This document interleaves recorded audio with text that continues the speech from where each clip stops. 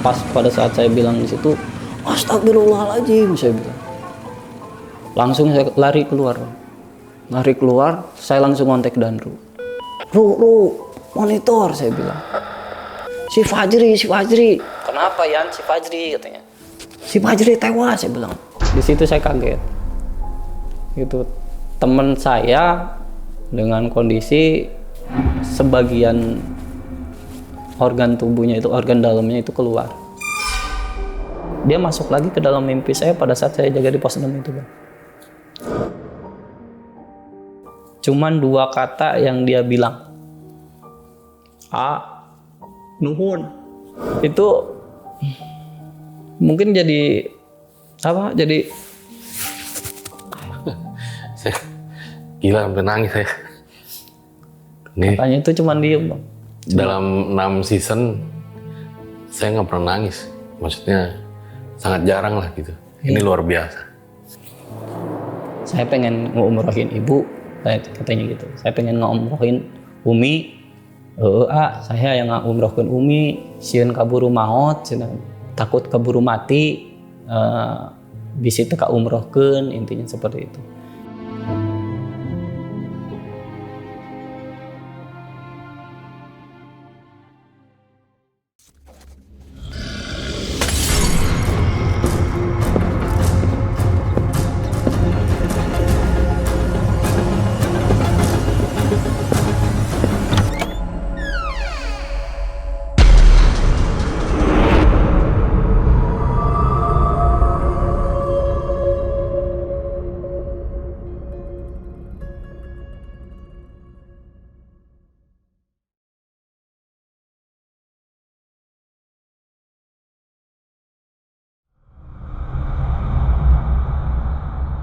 Hari ini ada kisah yang sangat horor, mengerikan, sekaligus menyedihkan dengan dimensi-dimensi yang ada pada kisah kali ini.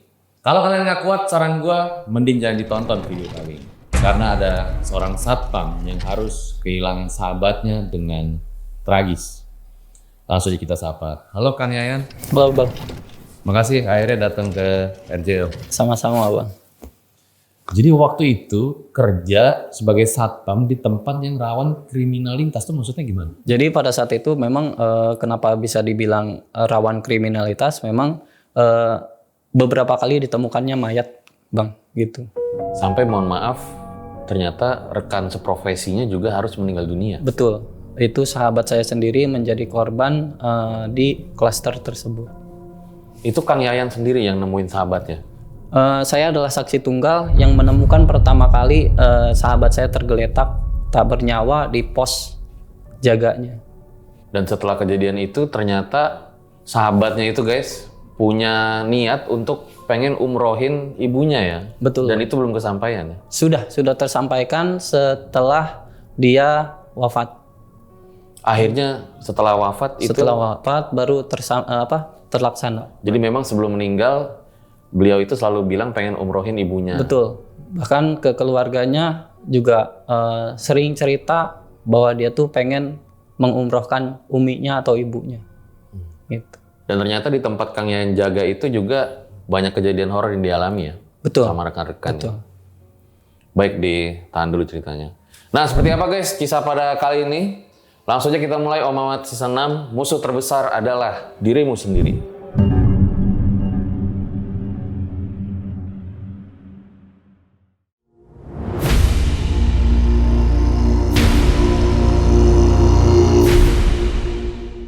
Video ini agak cukup berat sebenarnya, dan seperti biasa kalau di RJL nggak ada narasumbernya, gue suruh tambah-tambahin ceritanya.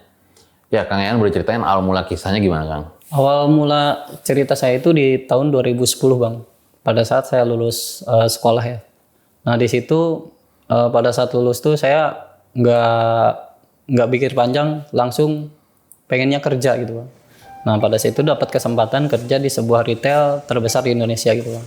Nah di retail itu saya cuma bertahan kurang lebih 1 tahun karena ada berbagai macam hal. Saya resign, Bang, dari retail itu gitu. Nah saya cobalah peruntungan di security karena basic saya kan pada saat itu di SMP juga seneng pramuka ya Bang. Jadi lebih ke senangnya ala-ala semi militer kayak gitu. Dan saya pun merasa tidak cocok ketika memang bekerja di dalam ruangan seperti itu Bang. Lebih suka yang di luar ya? Lebih suka yang di lapangan seperti itu. Semi militer. Betul. Nah seperti itu gitu. Nah di situ dapat kesempatan lah di security kayak gitu. Nah pada saat itu penempatan saya di klaster Bang. Klaster di daerah Jakarta gitu, klaster yang lumayan besar. Dan pada saat itu juga sebelum saya ditempatkan di klaster, saya juga menerima pendidikan dulu sebelum di penempatan di klaster itu. Pendidikannya itu mencakup ke bela diri, pengetahuannya, Turjawali itu apa? Turjawali itu pengaturan, penjagaan, pengawalan, dan patroli. Nah itu adalah tugas dasar daripada security itu sendiri, kayak gitu. Awal mulanya itu saya nggak tahu Bang, klaster yang saya tempatin ya, klaster itu tempat yang memang rawan kriminalitas. Dibuktikan dengan penemuan mayat gitu di sekitar klaster tersebut. Awalnya saya nggak tahu. Nah di klaster yang saya tempatin itu ada 6 pos Bang. Di pos 1, 2, 3 sampai pos 6. Kayak gitu. Nah di belakang pos 6 ini ada danau buatan. Nah berikut dengan akses yang memang jalan yang lumayan sepi gitu intinya. Nah di pinggir jalan itu memang masih banyak pancang-pancang dan bangunan-bangunan yang sedang dibuat gitu, dibangun seperti itu. Nah di klaster itu saya masuk ke regu 2 Bang. Nah di regu 2 itu saya kerja 2 shift. Ada shift pagi dan shift malam. Seperti itu. Sebetulnya di regu itu ada 3 sebetulnya. Regu 1, regu 2, dan regu bayangan disebutnya. Regu 3 itu lebih ke perbantuan siswa magang. Gitu. Jadi kalau misalkan ada yang lembur dan sebagainya, ada kurang anggota, itu bisa dari regu 3. Seperti itu. 1-2 bulan saya mana-mana aja. Nah di bulan ketiga nih Bang, saya ngalamin hal yang memang benar-benar pertama kali gitu. Karena kan saya awam ya di security. Benar-benar saya alamin pertama kali di bulan ketiga itu Bang.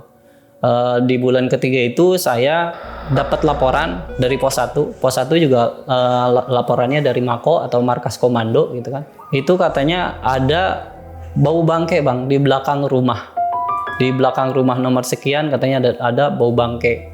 Nah pos 1 ngontek ke saya.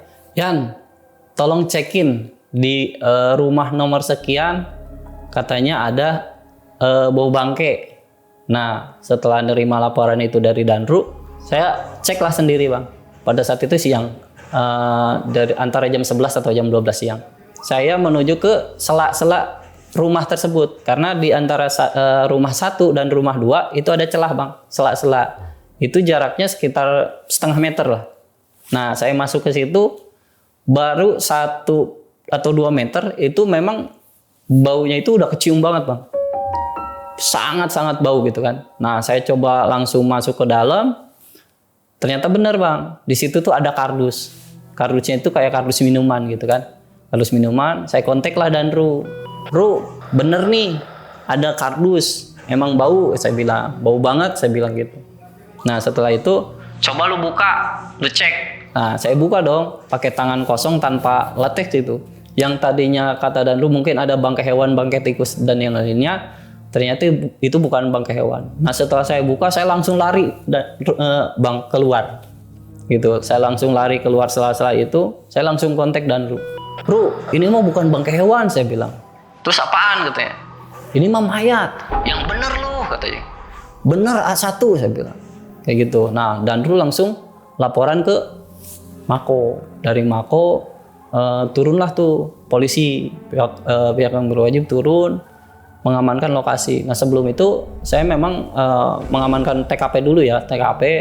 Nah, sebelum polisi datang saya standby di situ tuh Bang. Nah setelah polisi datang saya langsung bergeser Bang ke belakang. Saya bilang disuruh bergeser sama pihak yang berwajibnya gitu. Nah itu selanjutnya diserahkan ke pihak yang berwajib. Itu yang dilihat jenazahnya kayak gimana?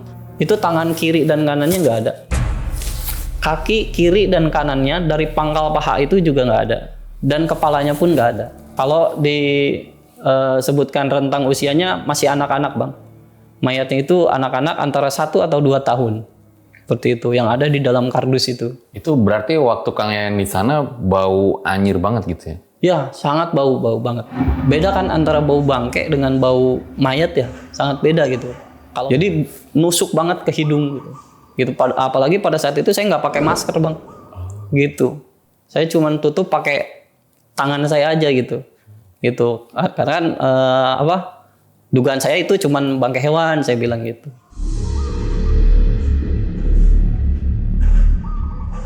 Nah, pengalaman yang kedua ini dialamin sama teman saya sendiri pada saat jaga di pos 6 nih bang. Saya pada saat itu jaga di pos 1, waktunya itu siang. Nah, ada laporan dari tenan yang lewat di klaster kita gitu, di belakang pos 6. Katanya ada bau yang tidak sedap juga gitu. Nah, pada saat itu kebetulan kan memang ada anak-anak yang suka main bola gitu di situ tuh.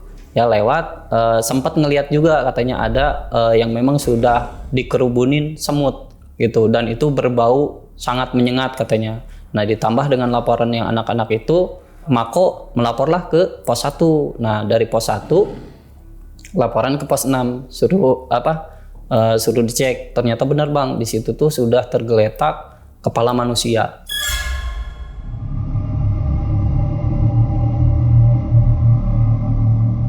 Itu singkatnya seperti itu ceritanya kalau yang di pengalaman kedua, karena pada saat itu saya hanya mendengarkan info dari pos 1 seperti itu. Untuk penanganan evakuasinya saya kurang tahu ya. Berarti nggak ikut ya waktu itu? Saya nggak ikut ya. Okay. Saya di pos 1 kayak gitu. Ada lagi pengalaman yang ketiga bang, yang memang saya ikut terlibat di dalamnya gitu. Untuk yang pengalaman ketiga ini itu ada tenan lewat depan danau di belakang pos 6 dan itu melaporkan bahwa ada bungkusan yang memang mengambang di danau itu gitu. Itu berbau sangat tidak sedap. Nah, setelah dapat laporan itu, Mako kembali menghubungi pos 1, kontak ke saya. Mohon maaf, bukan kontak ya, tapi Danru sendiri yang mengecek gitu ke danau itu gitu. Nah, pada saat itu Danru sudah singkat cerita udah sampai nih di danaunya gitu kan.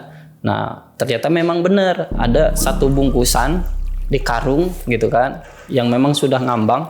Itu jaraknya kalau dari daratan sampai ini itu sekitar 1 meter gitu, sudah ngambang di situ. Nah, Danru menggunakan kayu bang gini gitu, mau diambil intinya. Ternyata nggak bisa gitu kan. Nah, Danru ngontek saya yang di pos 6. Yan, tolong ke belakang dulu sebentar gitu. Terus ini pos 6 gimana ditinggalin? Pos 5 aja dulu suruh ke pos 6. Nah, pada saat itu saya langsung lah, ada apa Ru? Saya bilang, ini nih coba tolongin, bau banget nih katanya gitu. Nah, saya coba, ini pakai kayu katanya. Digini-giniin, nggak nyampe. Coba lu nyemplung dulu sedikit katanya. Nah, kaki saya nyemplung bang 1 gitu kan. Nyampe itu, ternyata sobek bang. Si karung tuh udah gampang banget sobek gitu intinya. Kelihatan tangan segini gitu. Kita belum bisa berspekulasi itu mayat manusia ya, karena kan bisa jadi boneka atau apa gitu kan. Nah, nyemplunglah lagi saya kaki 1 gitu kan. Saya pastiin dong. Nah, ternyata pas saya pastiin di korek-korek ini tangannya lebih keluar gitu. Dari yang tadinya pergelangan tangan jadi cuma segini yang keluar. Nah, seperti itu. Nah, saya bilang, "Ru, mayat," saya bilang. Gitu. Ya udah langsung kontak Mako. Nah, dari situ kontaklah ke Mako. Dari Mako yang pertama datang itu dari kepolisian. Dari tim forensik dari rumah sakit itu belum datang. Nah, dari tim kepolisian awalnya minta Danru untuk membantu ngangkat si mayat gitu kan. Ternyata nggak mau. Danru katanya, enggak, ini nih anggota saya aja katanya. Nah, saya lah yang disuruh gitu kan. Nah, pada saat itu saya dikasih sarung tangan latex juga sama polisinya. Ya udah, kamu nyemplung aja katanya. Sama polisi ini 1 katanya gitu. Saya nyemplung, saya angkat. Itu tangannya bang, saya angkat, itu tangannya tuh udah ngeletek. Gitu, jadi udah kayak sablon, ditarik aja udah putus gitu intinya. Nah kayak udah ngangkat spons yang berair itu. Nah saya angkat, saya bilang, ini gimana ngangkatnya Dan? Saya bilang, ini udah angkat aja pelan-pelan katanya. Nah diangkat pelan-pelan, bisa tuh diangkat. Setelah diangkat gak lama tim dari rumah sakitnya datang, kayak gitu. Nah dari situ evakuasi selesai, udah saya mencoba untuk menguatkan diri gitu kan. Ternyata nggak kuat juga, Dan nggak kuat saya bilang, saya pusing, saya mual, saya bilang, saya mau izin. Ya udah kamu izin ke Mako aja.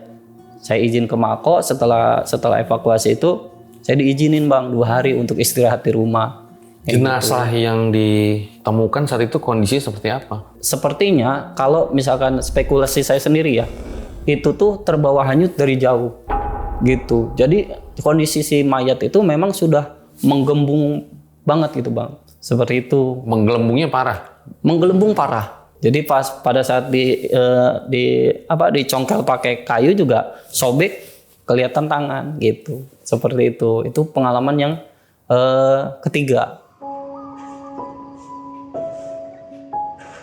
Nah, setelah pengalaman yang ketiga tadi tuh, saya udah sempat mikir gitu kan, apa saya resign aja gitu dari kerjaan yang sekarang, karena kan memang saya itu awam banget gitu dari kasus-kasus seperti itu. Dari mulai yang kasus pertama tuh yang saya nemuin badan anak kecil gitu kan, itu saya udah sempat mikir, kok gini amat sih tempat saya kerja kayak gitu Bang. Jadi ditambah dengan pengalaman yang ketiga tadi gitu, yang saya alamin ngangkat mayat tuh, saya sempat berpikir apa saya resign aja ya. Tapi kembali lagi, cari kerjaan susah, saya bilang. Saya berpikir itu cari kerjaan tuh susah. Masa saya harus cari kerjaan lagi dengan kondisi yang kerjaan tuh susah gitu dicarinya, seperti itu.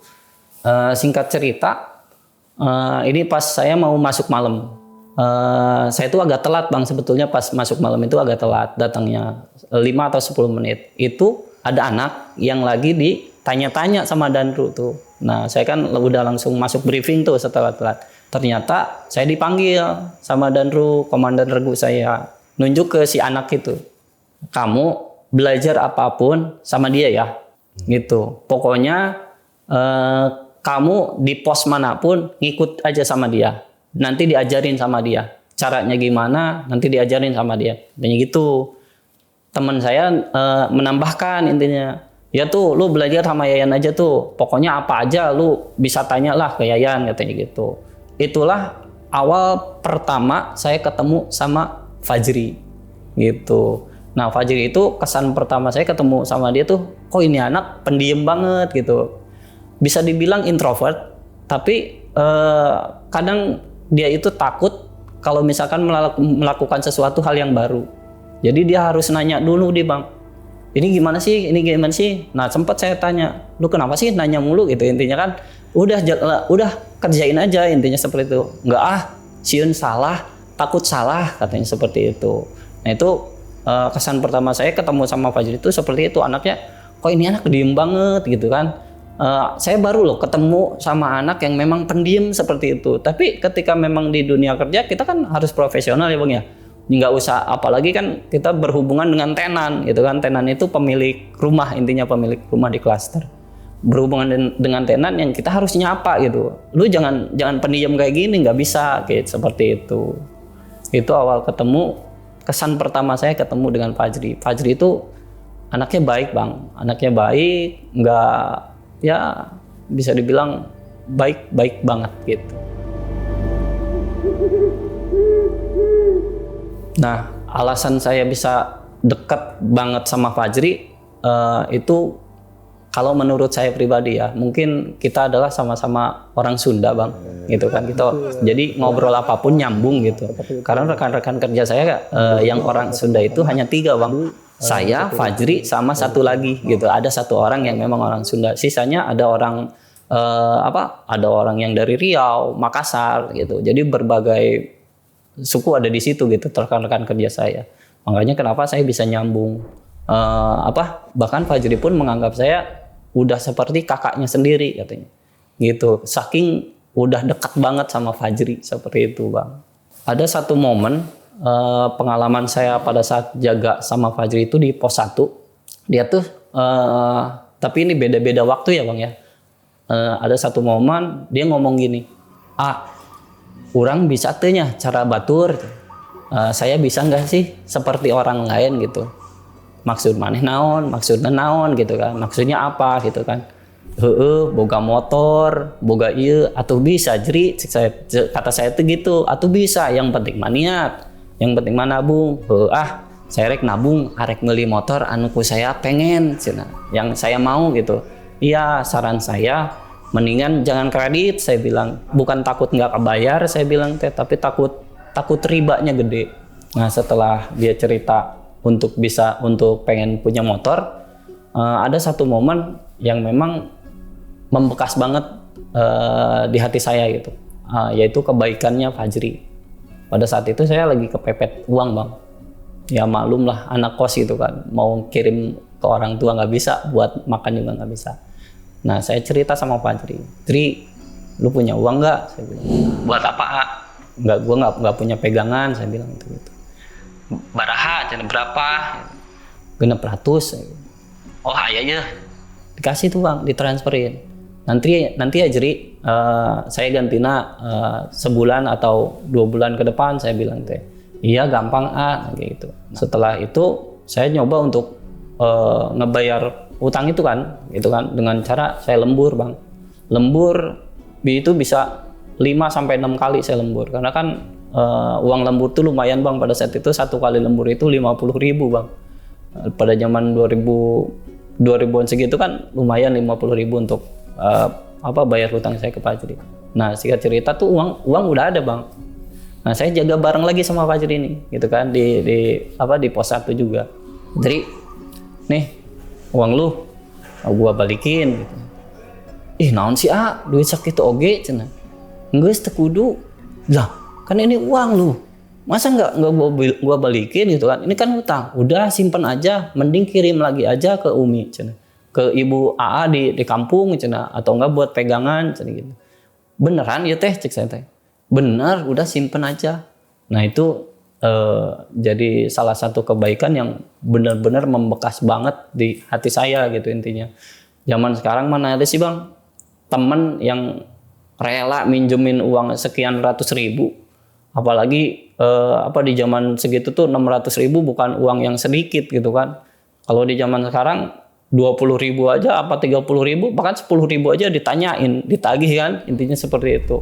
Nah pada saat itu Fajri sama sekali menolak untuk menerima uang pengganti dari saya seperti itu.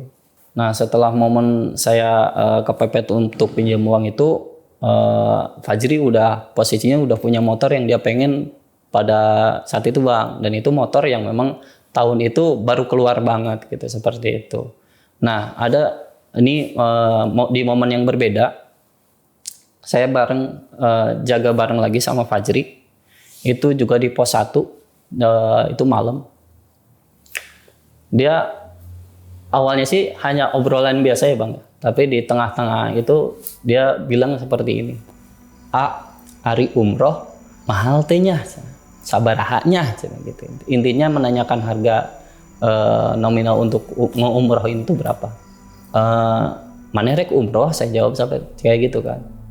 Ente, saya pengen ngumrohin ibu, saya katanya gitu. Saya pengen ngumrohin Umi, atau coba tanya ke travel, saya bilang teh umroh segitu. Saya yang ngumrohkeun Umi, sieun kaburu maot, takut kaburu mati, bisi teu ka umrohkeun, intinya seperti itu. Saya nyeletuk dengan candaan Bang. Saya menjawab dengan candaan. Lu kalau mau mati, mana lamun rek pae sorangannya, ulang ngajak-ngajak urang gitu. Lu kalau mau mati sendiri aja, nggak usah ngajak-ngajak gua.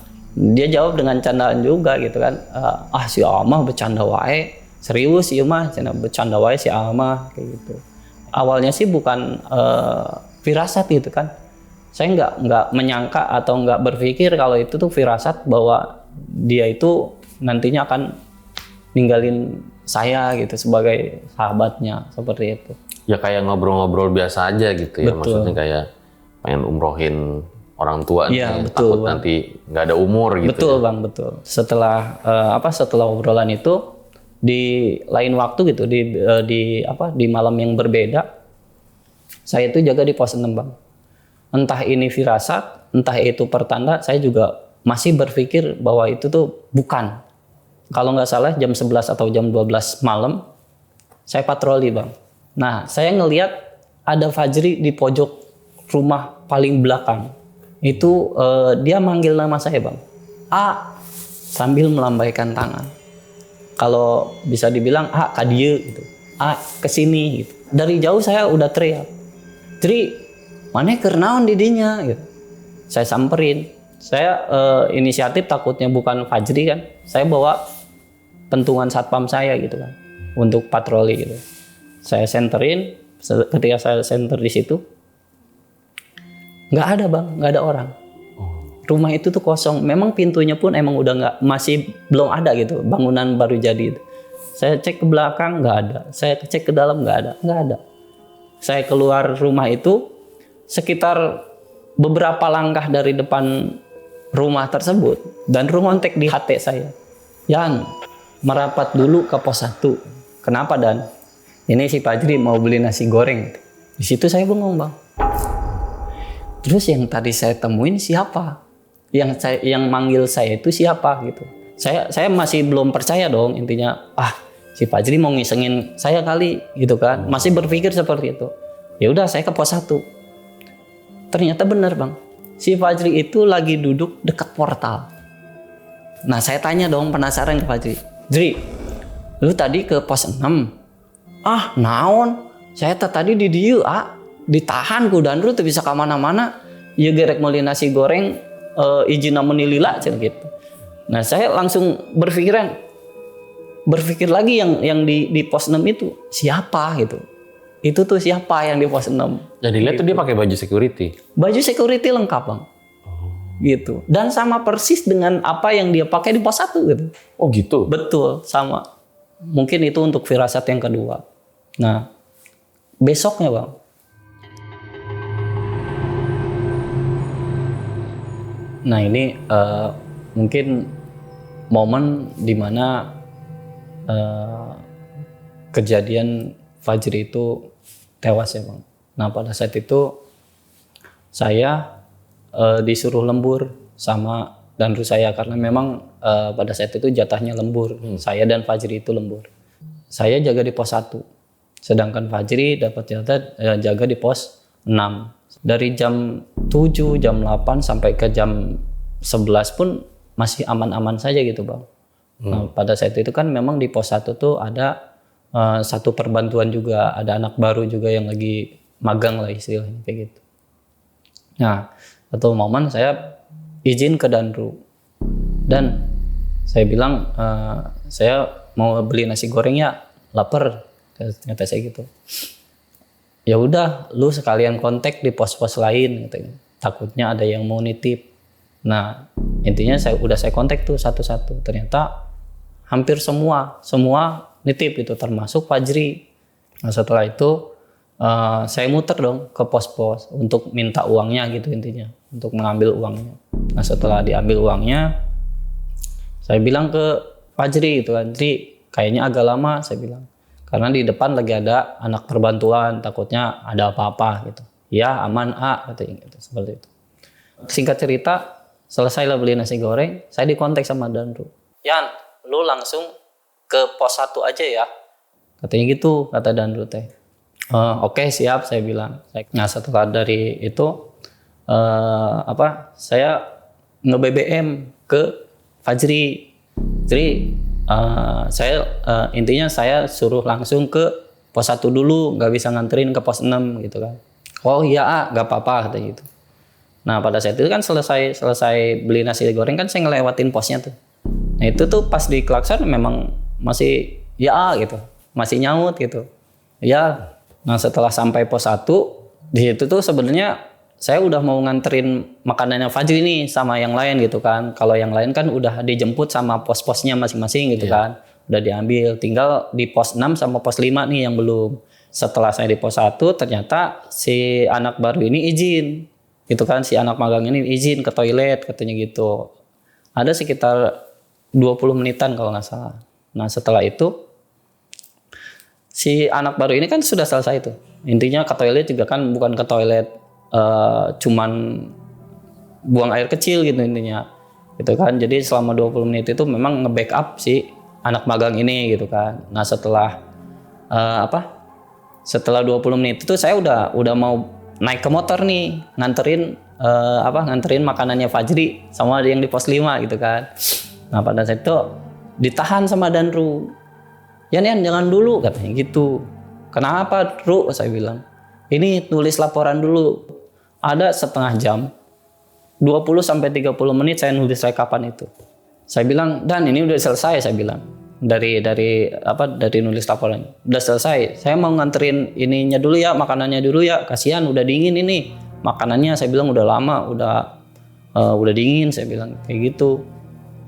Nah, setelah itu saya kontak dulu lewat HT si Fajri. Jri, monitor, saya bilang. Nggak ada nyaut, Bang. Sekali lagi saya kontak, Jri, monitor. Tetap nggak ada nyaut, gitu kan. Nah, saya BBM. Jri, ini makanannya gue anterin sekarang. Langsung saya anterin, Bang, ke pos 6. Begitu saya anterin di pos 6, udah sampai portalnya, gitu kan. Saya taruh motor. Saya bingung. Kok ini pos gelap? Biasanya kan terang. Saya mikir, oh ini kali kenapa si Fajri itu nggak nyaut kontekan dari saya gitu kan. Saya taruh motor, saya masuk, ngelewatin portal ke posnya. Saya bilang dari jauh, udah mendekati pos gitu ya. Udah mendekati pos, saya bilang, Jri, ini nasi goreng lu. Lu kenapa sih pos digelapin? Nah, itu kan sambil jalan tuh saya ngomong tuh. Gitu. Begitu saya nyampe pos, saya nyalain lampu, Bang. Tek. Di situ saya kaget. Gitu. Teman saya udah tergeletak, nggak bernyawa, Bang.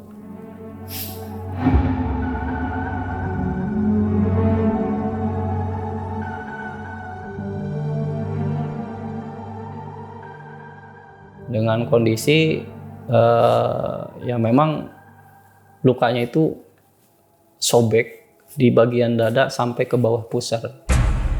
Sebelum saya masuk ke pos, saya bilang, ini kenapa sih pos becek banget? Saya bilang ke Fajri itu intinya.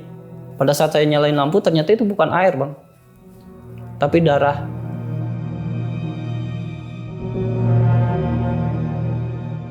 Darah teman saya yang udah bercampur dengan cairan organ dalam. Gitu. Sebagian organ tubuhnya itu, organ dalamnya itu keluar. Nah, di situ saya bilang, pas pada saat saya bilang di situ, astagfirullahaladzim, saya bilang. Langsung saya lari keluar, Bang. Lari keluar, saya langsung kontak Danru. Ru, monitor, saya bilang. Si Fajri. Kenapa, Yan? Si Fajri, katanya. Kenapa, Yan? Si Fajri tewas, saya bilang. Danru ngejawab, goblok lu. Anak lagi jaga lu, katanya gitu. A1, Ru, A1. Tunggu gua di situ, katanya. Tunggu gua di pos, katanya. Nggak lama Danru datang. 2-3 meter dari pos, Danru langsung balik lagi muntah. Saya udah nggak, posisi saya udah kalut, Bang. Udah nggak karuan, Mas. Udah nggak karuan. Yang lihat, sumpah ini sedih banget sih. Gitu. Itu dia tergeletak di pos berarti? Tergeletak di pos, Bang. Posisinya itu seperti tersungkur, Bang. Jadi di pos itu ada sudut. Dia posisinya gini. Sepertinya tangannya kelipat gini. Kaki kirinya terlipat juga kayak gitu. Itu posisinya tersungkur kayak gitu. Nah, pada situ saya udah kalut, Bang. Udah keluar. Saya kontak Danru. Gue coba masuk ke dalam kisahnya Abang tuh kayak, ya biasa berdua bareng terus ngeliat temen kondisi begitu kan gimana? Tuh, Bang. Saya bilang, Ru, ini kita harus gimana? Saya bilang ke Danru. Udah ntar gue laporan ke Mako, katanya. Nah, laporan lah Danru ke Mako. Nggak lama, dari pihak polisi datang, Bang. Mengamankan TKP. Setelah bikin garis polisi, itu gue langsung dipegang. Dengan posisi tangan di belakang, dimasukin ke mobil, Bang. Ternyata setelah kejadian itu gitu kan, saya 2 hari, Bang. 2 hari di Mako, 2 hari di Polres. Jadi totalnya 4 hari. saya diinterogasi. Karena pada saat itu saya saksi tunggal. Gak ada siapapun di sana. Tidak ada siapa-siapa. Gak ada siapapun. Gitu. Saya yang menemukan pertama kali, saya saksi tunggal dan saya juga terindikasi tersangka juga seperti itu. Makanya pada saat interogasi itu ada beberapa pertanyaan yang memang menyudutkan kalau sayalah tersangkanya gitu. Intinya gitu. Tapi alhamdulillahnya dikuatkan dengan kesaksian dari Danru. Dengan selang waktu sekian menit itu nggak mungkin. Gitu. Dengan kondisi jenazah seperti itu. Kondisi jenazah seperti itu. Buktinya Ini pasti ada dikomunikasi. perlawanan seperti itu katanya. Gitu. Jadi ada komunikasi antara pihak kepolisian dengan Danru. Danru juga ikut diinterogasi sebetulnya. Cuman di waktu yang terpisah atau di tempat yang terpisah saya juga nggak tahu gitu ya. Intinya seperti itu. Pada saat interogasi pun saya coba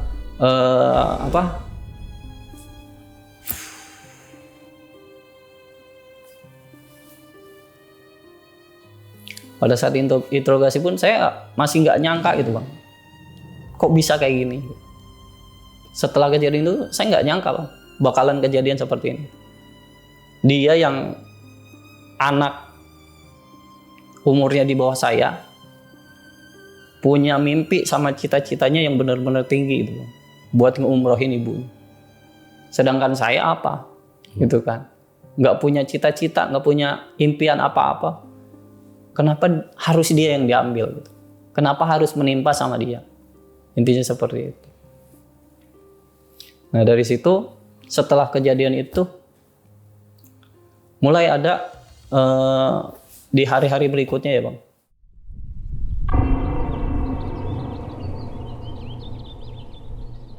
Di momen-momen berikutnya mulai ada gangguan-gangguan yang memang bisa dibilang mistis. Yang pertama itu dialamin pada saat itu memang kan saya ngambil cuti Bang. Setelah kejadian itu saya ngambil cuti selama 2 minggu gitu, dan dikasih cuti selama 2 minggu sama pihak markas komando gitu Mako, pihak kantor.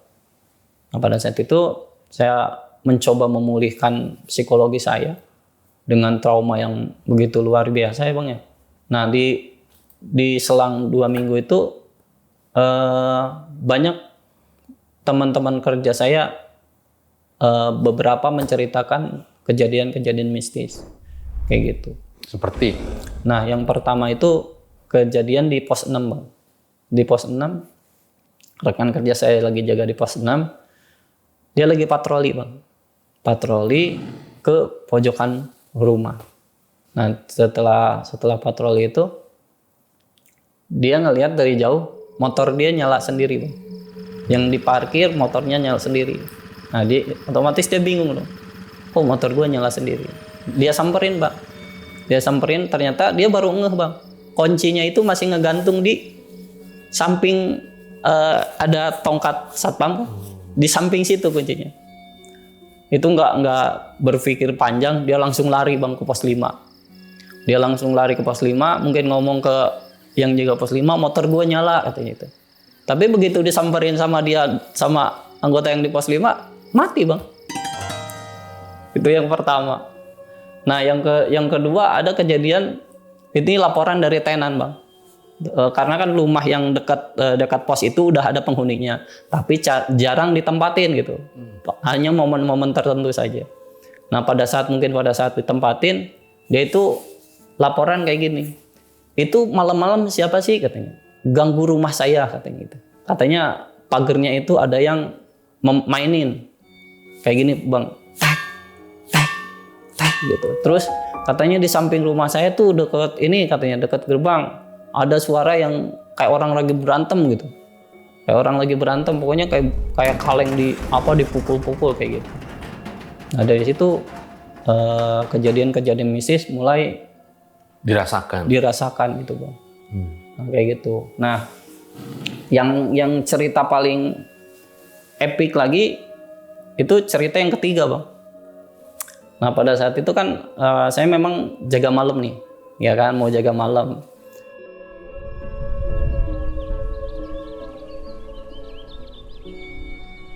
Pada saat itu yang regu satu nih, yang regu satu yang jaga pagi, dia kan mau turun jaga dia kan. Saya lagi briefing bang. Tiba-tiba danru regu satu itu marah-marah bang. Lu tolol apa gimana katanya gitu. Itu tukang bakso kenapa bisa masuk katanya gitu. Karena di klaster itu punya aturan pedagang apapun, mau itu digerobak, mau itu dipikul gitu, itu nggak boleh masuk bang, tanpa seizin Mako gitu, markas komando gitu. Lah gua nggak tahu kata yang jaga di portal bang. Lah gua nggak tahu. Lah itu kenapa bisa masuk katanya gitu. Memang di situ kan ada portal ya. Di belakang portal itu, samping portal sebelah sana kan biasanya ada space buat orang masuk gitu bang. Satu orang gitu. Kalau tukang cuanki sih udah pasti masuk karena dipikul kan. Gitu. Coba lu suruh keluar katanya. Nah disuruhlah keluar si tukang bakso itu kan. Mang, sini kedeng cina. Sebentar katanya. Dia lagi kelihatan lagi ngelayanin bang. Iya. Ngelayanin orang yang beli gitu. Dia ada di megang mangkok lagi ngelayanin gitu. Dipanggil lagi sama Danru. Mang, kadieu cina. Sambil nada agak sedikit ngebentakan. Kedeng pak, aya nuker meuli ieu cina. Ada yang lagi beli ini katanya. Makin bingung Danru. Gitu kan, makin bingung setelah selesai melayani gitu kan. Datanglah si bapak-bapaknya pakai pikulan itu kan. Siapa yang ngasih izin masuk kata Danru. Itu yang di depan kata tukang cuanki gitu kan. Yang mana? Yang ini. Yang ini bukan yang ngasih izin katanya. Bukan. Terus yang mana katanya? Itu yang tadi beli bakso katanya. Lah kata Danru gini. Lah saya ngelihat Mamang aja itu lagi ngelayanin siapa saya nggak tahu katanya. Gitu. Mamang tahu nggak orangnya siapa? Tahu. Namanya siapa? Tahu cen. Siapa namanya? Muhammad Fajri gitu. Di situ Danru udah bengong bang. Di situ Danru bengong. Udah Mamang mendingan keluar aja. Daripada nanti ketahuan orang Mako, Mamang juga yang nanti disalahin gitu. Itu Danru kan masih ada mangkok bang di sana. Gitu. Disuruh ngambil mangkoknya pun nggak mau. Takut. Si Mamangnya? Si Danrunya. Oh. Danru itu nggak mau gitu ngambil mangkoknya lah. Malah nyuruh yang lagi duduk jaga portal. Duduk, lu aja yang ambil. Itu yang paling epicnya gitu. Tapi kata si tukang cuanki, yang beli itu yang ngasih izin berpakaian satpam. Iya, seragam lengkap malam. Gitu. Namanya Muhammad Fajri. Gitu. Wow. Nah, setelah kejadian itu, saya kan masuk malam nih bang. Yang tadi saya lagi briefing. Nah paginya saya kan turun jaga nih. Iya. Kalau pas jaga malam mah saya biasa aja. Nggak ada kejadian apapun.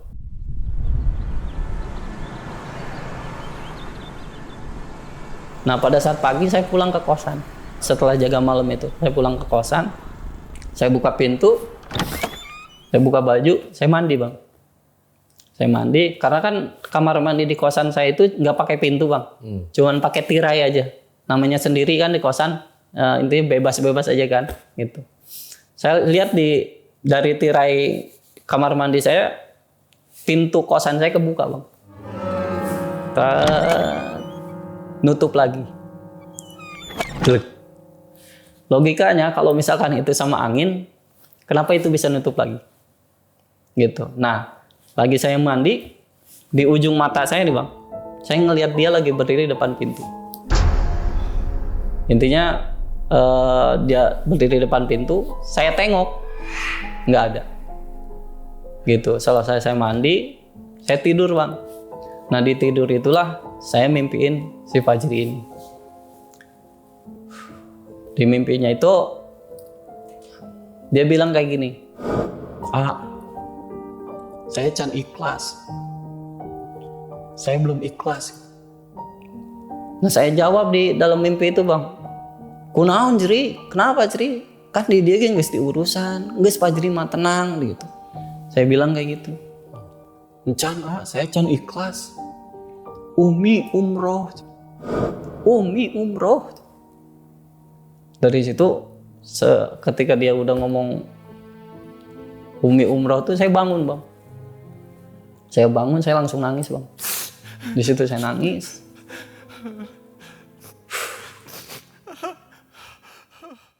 Dari situ setelah saya nangis itu saya langsung menghubungi orang rumahnya, keluarganya Fajri.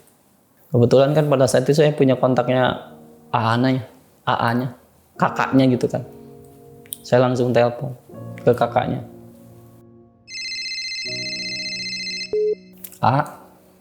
Punten, maaf saya bilang.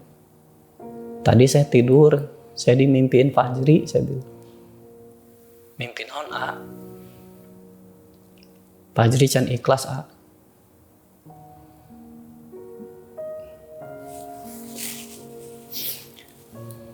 Fajri can ikhlas. Hayang ningali Umina umroh. Pengen ngelihat ibunya umroh dulu. Kakaknya cuma diem. Nggak ada satu patah kata pun, nggak ada. Cuman dia. Gila, sampai nangis saya. Nih, Kakaknya itu cuma diem bang. dalam 6 season saya nggak pernah nangis. Maksudnya sangat jarang lah gitu. Ini luar biasa. Pas saya bilang kayak gitu ke kakaknya cuma diem bang. Dia bilang gini kakaknya. Bentar, tisu. Bang tisu. Tisu di sini.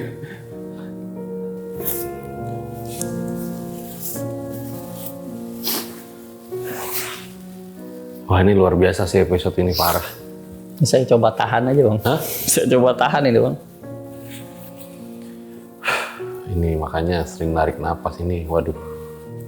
Iya. Nah di situ kakaknya cuma diem, agak lama diem, terus ngejawab ke saya kayak gini. Ya udah, nanti arek dirempukeun heula, mau diobrolin dulu, kayak gitu. Setelah itu, alhamdulillahnya, memang ibunya terlaksana bang umroh. Nah, pada saat ibunya terlaksana umroh, saya itu masuk malam bang. Momennya masuk malam lagi.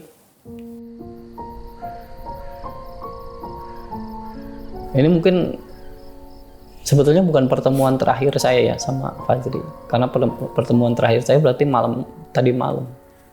Dia datang lagi. Saya tidur di pos 6 bang. Ini lagi jaga pos 6? Ya, saya lagi jaga di pos 6. Sendiri nih tapi? Sendiri. Setelah kejadian itu? Saya jaga di pos 6. Saya nyoba buat istirahat karena memang luar biasa gitu kan. Dan saya aja udah ngomong, lu jaga kenapa banyak bengong sekarang katanya. Saya coba istirahat, tidur bang saya. Nah setelah ibunya umroh itu, dia masuk lagi ke dalam mimpi saya pada saat saya jaga di pos 6 itu bang. Cuman 2 kata yang dia bilang. Nuhun. Udah. Itu mungkin jadi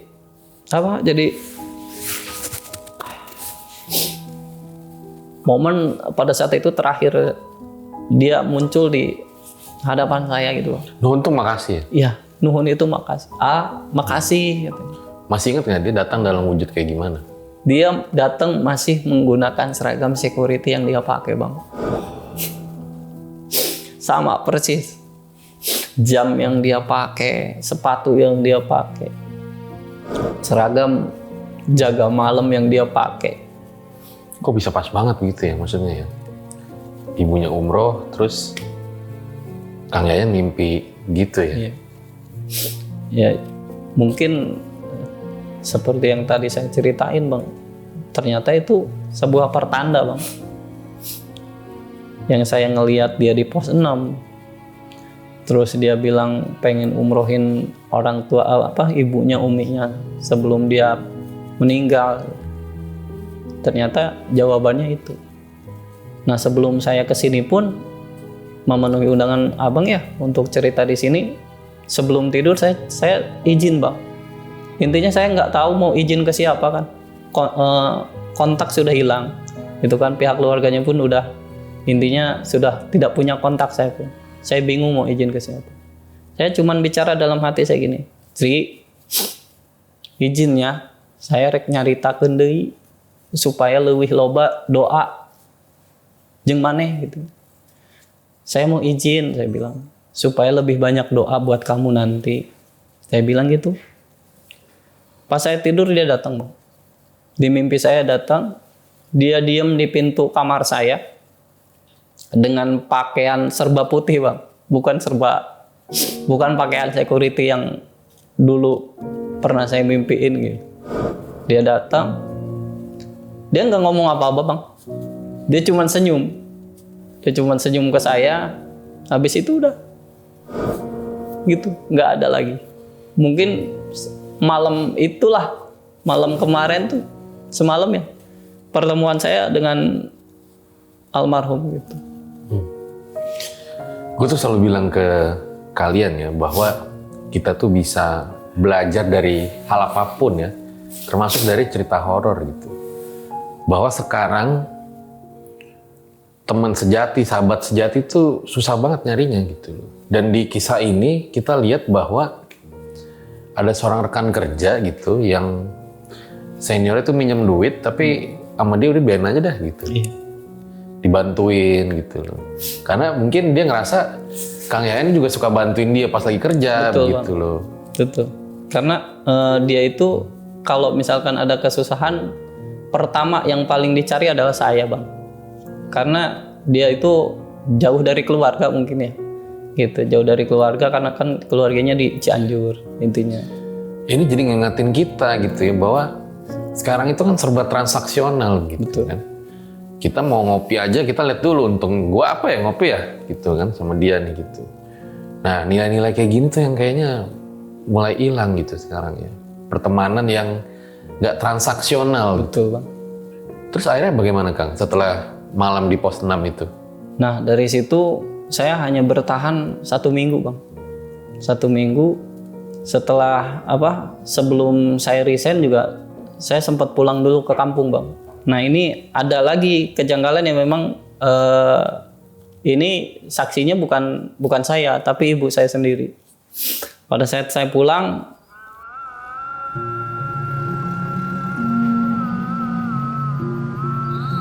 itu saya pulang sendiri, Bang. Pada saat itu saya pulang sendiri. Sampailah saya di rumah, kebetulan ibu saya ada di teras, Bang. Di teras, saya cium tangan. Saya masuk ke rumah. Ibu saya ngomong, itu baturana tadi ajakan asup, itu temennya nggak diajak masuk. Saya diem, Bang, bengong. Perasaan saya pulang sendiri, saya bilang gitu. Nah di situ ibu saya mungkin udah ngerti ya, gitu kan, entah udah ngerti, entah udah apa gitu kan. Kalau itu tuh bukan orang gitu intinya.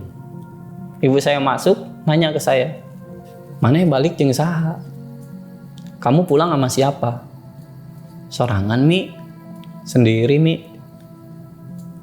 Aya naon di tempat pagawean? Ada apa? Ada kejadian apa di tempat kerja? Nah dari situlah saya ceritain semuanya ke ibu saya. Saya ceritain dari awal sampai akhir. Nah di situ dari situlah saya memutuskan buat resign di tempat kerja itu. Saya izin ke orang tua, Mi, sepertinya kosna Yan rek resign di kerjaan dia. Ya atuh ai kitu mah. Sepertinya saya mau resign dari kerjaan yang sekarang, saya bilang. Ya udah kalau emang kayak gitu mah cari aja kerjaan yang lain. Itu, Bang, cerita yang memang bener-bener sampai sekarang, bahkan semalam pun almarhum masih mau menampakkan ke saya gitu dengan senyumnya yang bener-bener nggak bisa saya lupain. Gitu. Pasti punya pengalaman gini nggak mudah ya. Dan ini para Langgar Saset pasti punya banyak pertanyaan ke Kang Yayan gitu ya. Jadi sebenarnya Mako tuh apa sih gitu? Jadi Mako itu sebetulnya kantor pusat, Bang. Bukan kantor pusat tapi kantor cabang yang memang Mako itu singkatan dari Markas Komando. Yang memang kantor itulah yang memantau setiap pekerjaan yang ada di klaster yang ada di sekitar situ. Oh. Karena klaster di wilayah situ tuh bukan cuman klaster tempat saya kerja, tapi ada beberapa, kalau tidak salah sampai ada 10 sampai 15 klaster di situ. Akhirnya siapa yang melakukan itu kepada Fajri? Nah, untuk akhirnya itu saya harus menunggu sekitar 7-8 bulan, Bang, baru mengetahui siapa pelakunya. Gitu. Ternyata pelakunya adalah preman wilayah sekitar, berjumlah 4 orang. Dan kasusnya pun yaitu pengambilan barang disertai pembunuhan, tapi tanpa direncana. Jadi bisa dibilang kalau zaman sekarang seperti begal ya, Bang, kayak gitu. Oh, motifnya begal. Motifnya begal, betul. Berarti ini berbeda dong ya, kayak motif-motif penemuan jenazah sebelumnya? Beda. Justru kalau penemuan mayat yang sebelumnya, saya sama sekali nggak tahu motifnya apa. Oh gitu? Betul. Selentingan. Saja. Gitu. Hanya menjalankan tugas ya, waktunya memeriksa ya saya periksa gitu. Waktunya disuruh ngangkat mayat itu ya saya suruh angkat. Saya angkat gitu. Jadi nggak tahu motifnya apa. Berhubung yang kasus... Selentingannya apa yang didengar? Lebih kepada suka ada penemuan mayat seperti itu, Bang. Gitu. Untuk yang pembuangan mayat maksudnya. Kalau pembuangan mayat serem banget ya disebutnya ya. Intinya sering penemuan mayat. Sering penemuan mayat gitu. Jadi mungkin kalau saya bilang titik lokasinya untuk membuang mayat, saya rasa memang cocok gitu. Karena posisi klaster saya itu adanya paling belakang, Bang. Paling belakang berdekatan dengan wilayah-wilayah yang baru benar-benar dibangun gitu. Sedangkan di klaster saya sendiri juga masih banyak bangunan-bangunan yang belum jadi gitu. Setengah jadi gitu. Tempatnya mendukung seperti ya, itu. Tempatnya mendukung gitu. Berarti memang fix tidak ada keterlibatan orang dalam ya pada tidak saat ada, sama sekali tidak meninggalnya Fajri. Sama sekali tidak ada. Banyak kan mohon maaf nih, kalau misalkan ada yang berpikiran wah ini rekan kerja terlibat dan sebagainya gitu. Sama sekali saya jamin 100% sama sekali tidak ada keterlibatan dari rekan kerja. Karena melihat keseharian Fajri, almarhum Fajri, itu kepada rekan-rekan kerjanya pun baik. Rekan kerjanya pun demikian gitu. Membimbing Fajri itu betul-betul membimbing. Cuman pada saat itu ya yang benar-benar dia dekat gitu kan, itu saya gitu.